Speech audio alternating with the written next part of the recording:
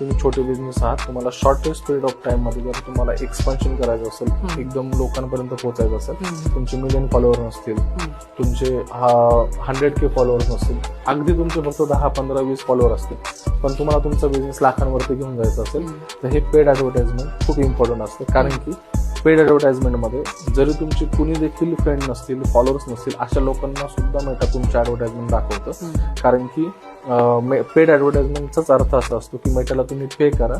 मेटाला पे केल्यामुळे मेटाकडे जो डाटा आहे, म्हणजे तुमच्या प्रोडक्टमध्ये कोण इंटरेस्टेड आहे, तुमचं प्रोडक्ट कोणाला पाहिजे, कोण विकत घेणार आहे, तो जो काय डाटा आहे तो तुम्हाला ऍक्सेसिबल राहतो. आणि मेटा तुम्ही ज्यांना टार्गेट केलेले, जे तुमच्या बिझनेसमध्ये इंटरेस्ट आहेत, अशा लोकांसमोर तुम्हाला घेऊन जातो. आणि हे फक्त आणि फक्त 30 मिनिटाच्या ऍडव्हर्टाइजमेंटच्या सेटअपने तुम्ही 1 तासाच्या आत तुम्हाला लीड पण भेटते. आणि 1 तासाच्या आत आणि म्हणजे तुम्ही म्हणू शकता फार फार ते 1 दिवसाच्या आतमध्ये तुमचा बिझनेस पण लगेच सेल व्हायला लागतो, विक्री पण व्हायला लागते.